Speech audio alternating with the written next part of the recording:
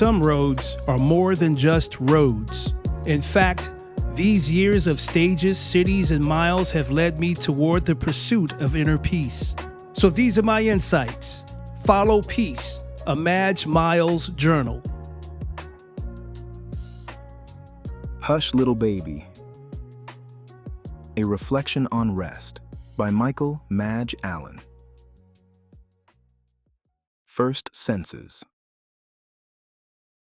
Our first sense of reality wasn't in a bright, loud, or busy environment. It was hidden. Before we ever opened our eyes, checked a screen, answered a message, scrolled a feed, sat in traffic, or felt the pressure to keep up, we lived in a dim and protected place. The womb was our first environment. Dark, enclosed, rhythmic, and strangely peaceful. The sounds around us were not sharp or demanding. They were muffled, low, fluid, and steady. The movement of the body, the pulse of life, the sound of water-like motion all around us. Science tells us that babies in the womb begin hearing around mid-pregnancy. But what they hear is filtered. Amniotic fluid and surrounding tissue soften the sound, leaving mostly lower, rhythmic tones. In other words, our earliest world was not silence exactly. It was softened sound, a kind of mercy, a kind of quiet. I've often wondered whether that first environment still speaks to something deep in us all. Light is one of the main signals our bodies use to determine when to be alert and when to rest. Darkness does the opposite. It tells the body to settle down, supports our natural rhythm, and helps with melatonin production, the hormone connected to sleep. That's why the sound of water calms so many of us.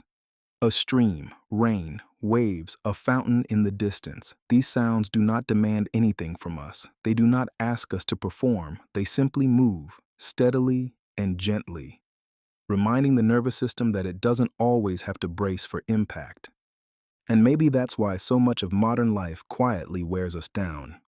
We live surrounded by light, alerts, voices, music, opinions, screens, deadlines, and noise. Not all of it is bad. Much of it's normal. Some of it's even necessary. But normal does not always mean healthy.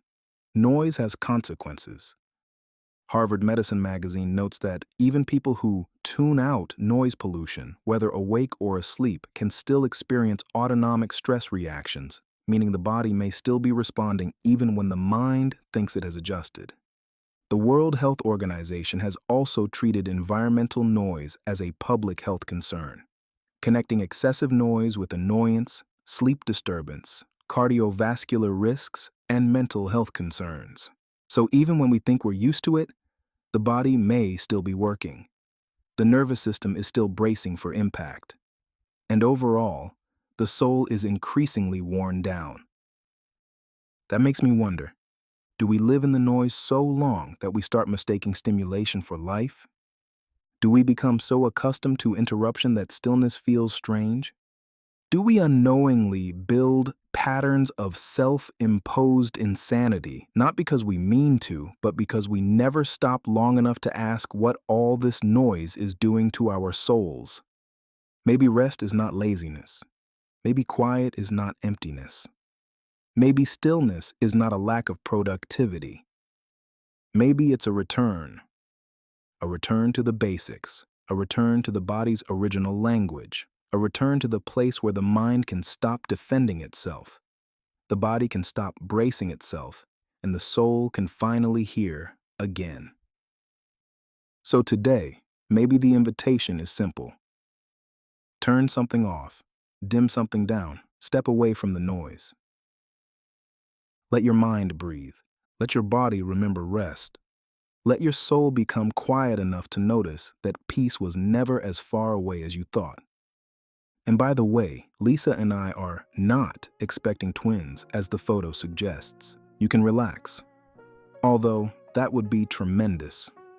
Okay, I'm gonna take a nap now.